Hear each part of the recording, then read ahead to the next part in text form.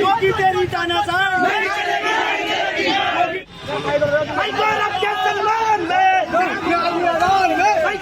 बहादुरगढ़ी थाना आग्राबाद जनपद अलीगढ़ का निवासी है। 31/5/2024 की है।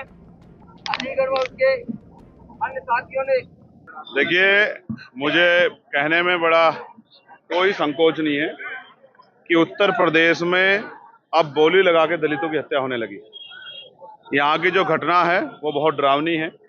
किस तरह से चैलेंज करके एक 22 साल के बच्चे की हत्या कर दी गई। उसके माँ बाप ढूंढते फिरते रहे।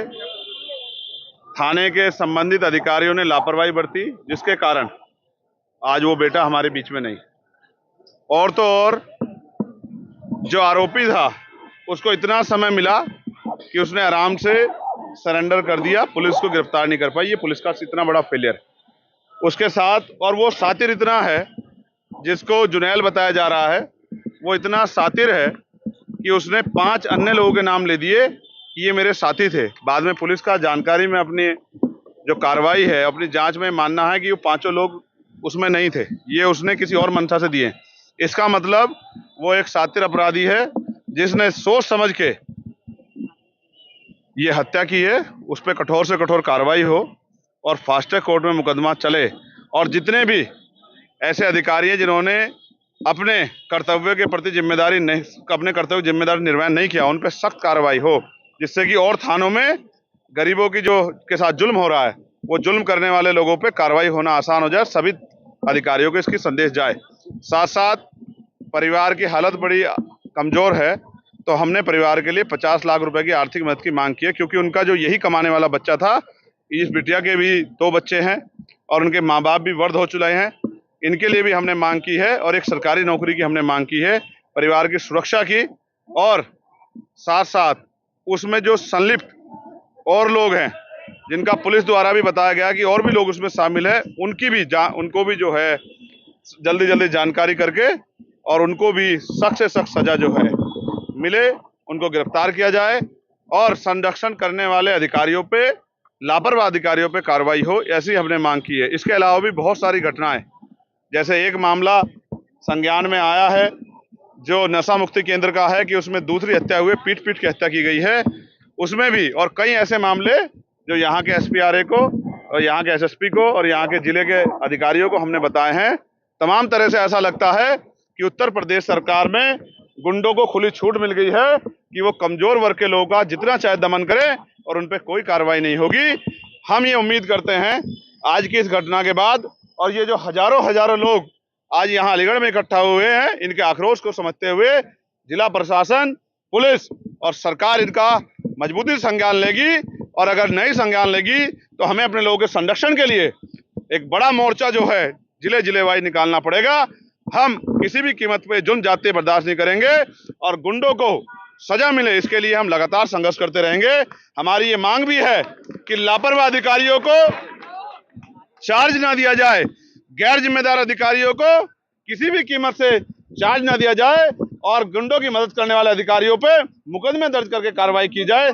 तब जाके मैं लोकसभा में भी और लोकसभा के बाहर भी आपको आश्वस्त करता हूं कि उत्तर प्रदेश के और देश के दलित, पिछड़े, मुसलमान, आदिवासी, तमाम महिलाओं, किसानों, मजदूरों के मुद्दों को बड़ी मुखरता से हम पार्लियामेंट के अंदर भी और पार्लियामेंट के बाहर सड़क पे भी मजबूती से उठाएंगे और गुंडागर्दी करने वाले लोगों को किसी भी तरह के संरक्षण के बावजूद भी उनकी सही जगह भेजने के लिए पुरजोर ताकत से आंदोलन करेंगे, संघर्ष करेंगे। भले ही हम लोकसभा के सदस्य बन गए हों, लेकिन हम सड़क की संघर्ष का रास्ता नहीं छोड़ेंगे, क्योंकि जब सत्ता तानाशाह हो जाएगी या सत्ता अहंकारी हो जाएगी तो सड़क का रास्ता ही गरीबों के न्याय के दरवाजे खोलेगी, ऐसा मेरा मानना है। देखिए, पीड़ित परिवार, देखिए एक प्रोसीजर है और हमने प्रशासन से बात की है, वो कुर्सी पे हैं, ऑन चेयर होने के कारण उन्हीं को काम करना है। हम उनको पर्याप्त समय दे रहे हैं और हमने अपने लोगों को भी कह दिया है कि अगर इसके बावजूद भी लीपापोती हुई या हमारी बात को नहीं माना गया तो फिर हम किसी भी कीमत पर पीछे नहीं हटेंगे। इस बार जो आंदोलन होगा वो अनिश्चितकालीन होगा और सबकी जानकारी में होगा, और वो आंदोलन पार्क में नहीं होगा, वो जिला मुख्यालय पे होगा, और डीएम साहब भी हमारे बराबर में वहीं बैठेंगे धूम में जहां हमारा पीड़ित परिवार बैठेगा। अगर हमारे पीड़ित परिवार के आंसू निकलेंगे तो यहाँ के अधिकारियों का पसीना भी वहीं छूटेगा। इस बात का भी हम आश्वासन देते हैं। मैं स्पष्ट करता हूं कि वो अनिश्चितकालीन आंदोलन हमारे नेतृत्व में ही होगा। अगर यहाँ का प्रशासन और यहाँ की पुलिस इसी तरह से लापरवाही करेगी तो ये आंदोलन बहुत जल्द होगा।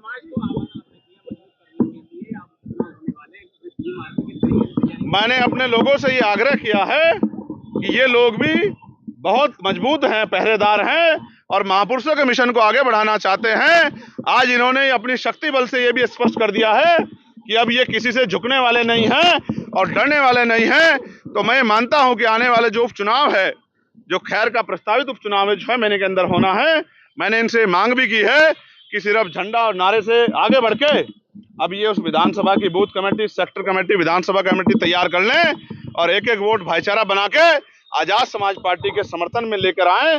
और जो आवाज जिस तरह इन्होंने दिल्ली में अपनी आवाज पहुंचाई है, तो अगले 6 महीने के अंदर उत्तर प्रदेश की असेंबली में भी इनकी एक मजबूत आवाज जानी चाहिए, जो यहाँ के कमजोर और हक वंचित समाज के लोगों से, यहाँ की सरकार से आंख में आंख डाल के सवाल पूछ सके। ये पार्टी का इशू है, मेरा इशू नहीं है। पार्टी के नेता खड़े हैं, मंत्री जी खड़े हैं और प्रदेश अध्यक्ष जी और जिले के मंडल के लोग, इनका फैसला, मैं तो वर्कर। एक सेकंड, देखिए मैं मानता हूं कि यहाँ के जो एसएसपी हैं, मैं उनको पहले से जानता हूं, एक अच्छे अधिकारी है। मैं इनसे ये भी उम्मीद करता हूं, उन्होंने मुझसे बताया है कि बहुत देर से मेरे संज्ञान में मामला आया, लेकिन उन्होंने मुझे आश्वस्त किया कि वो किसी भी तरह के दबाव को ना लेते हैं और ना इसी मामले में लेंगे। लेकिन अगर हमें कहीं, क्योंकि न्याय करने से ज़्यादा न्याय होना बहुत जरूरी है, दिखना बहुत जरूरी है, कहीं भी अगर हमें अपने स्तर पर लगा तो फिर हम इस संघर्ष को आगे बढ़ाएंगे।